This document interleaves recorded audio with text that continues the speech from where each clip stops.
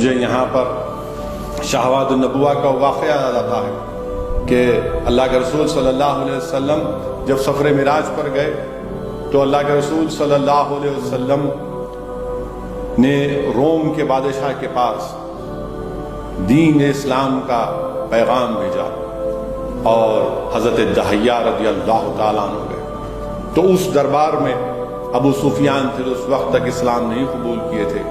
ابو سفیان نے روم کے ہرقول بادشاہ کے سامنے کہا کہ ان کے رسول محمد صلی اللہ علیہ وسلم کا واقعہ سنیے کہ وہ یہ دعویٰ کرتے ہیں کہ رات کے حصے میں اللہ نے ان کو مسجد حرم سے مسجد اقصی لے کر گیا اور پھر وہاں پر انہوں نے تمام انبیاء اور رسولوں کی امامت کی.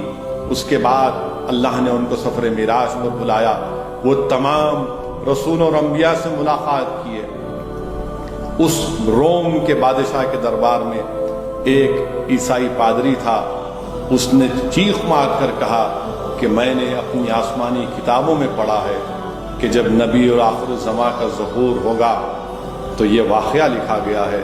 اس پادری نے کہا کہ میری ذمہ داری اس رات کی یہ تھی کہ مسجد اقصی کے دروازے کو بند کرنا میری ذمہ داری تھی.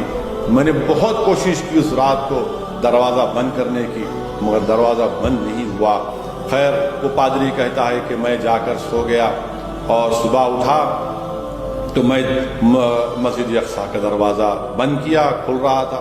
پھر میں دوڑا اس مقام پر جہاں پر آسمانی کتابوں میں لکھا گیا تھا کہ جب نبی آخر زماں آئیں گے تو وہاں پر ان کی سواری کو روکا جائے گا, باندھا جائے گا. تو میں نے وہاں پر اس سواری کے نشانات دیکھے.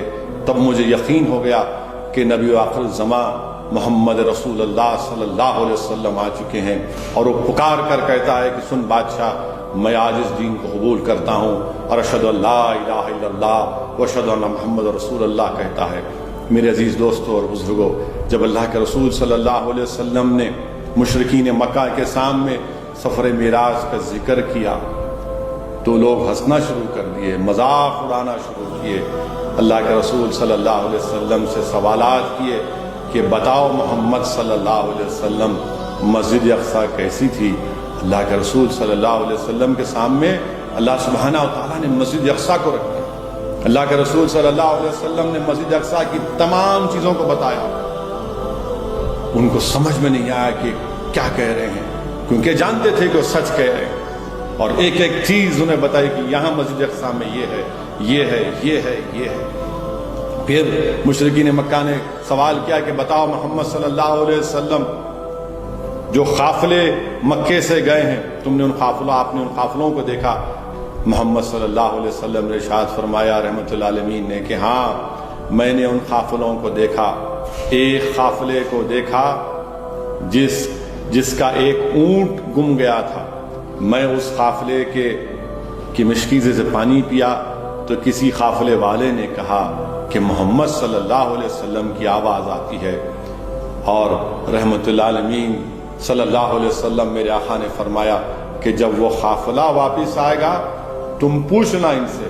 تو مشرکین نے پوچھا کہ بتاؤ محمد صلی اللہ علیہ وسلم وہ قافلہ کب آئے گا. تو اللہ کے رسول صلی اللہ علیہ وسلم نے کہا کہ کل سورج طلوع ہونے سے پہلے وہ قافلہ مکے میں پہنچے گا. پھر پوچھا گیا کہ دوسرے قافلے کے بارے میں بتائیے. اللہ کے رسول صلی اللہ علیہ وسلم نے فرمایا کہ میں نے فلاں مقام روحا پر اس قافلے کو دیکھا اور براق کی تیزی کی وجہ سے اس قافلے میں اونٹ میں دو لوگ بیٹھے تھے, ایک دونوں گرے اور ایک زخمی ہو گیا. تم پوچھنا جب یہ قافلہ آئے گا کہ یہ بات سچ ہے یا نہیں. تو سوال کرنے والے مشرکین نے پوچھا کہ بتائیے محمد صلی اللہ علیہ وسلم یہ دوسرا قافلہ کب پہنچے گا.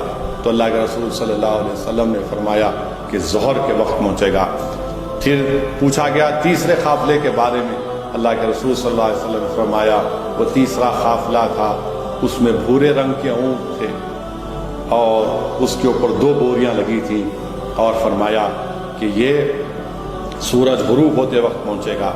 صبح کے وقت اہل حق اور مشرکین کا گروپ جمع ہو گیا اور دیکھا کہ جیسا سورج طلوع ہوا پکار کر مشرکین نے کہا کہ دیکھو سورج طلوع ہو گیا، تو وہاں سے غلامان مصطفیٰ نے آواز دی، دیکھو وہ قافلہ آ رہا ہے، دیکھو وہ قافلہ آ رہا ہے۔ جب تینوں قافلے آ گئے اور جو رحمت اللہ علیہ صلی اللہ علیہ وسلم نے فرمایا تھا وہ پورا ہوا، تو اس کے باوجود بھی ان مشرکین مکہ نے کہا کہ نہیں نہیں، یہ سحر ہے، یہ جادو ہے، کیونکہ اللہ نے ان کے دلوں پر مہر لگا دی تھی۔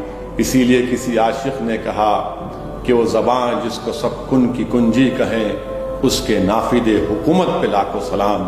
میرے عزیز دوستو، میرے بزرگوں، میری عزتدار ماں اور بہنوں، اللہ کے رسول صلی اللہ علیہ وسلم اللہ سبحانہ و تعالیٰ کا اپنے آنکھ سے اللہ کا دیدار کیا۔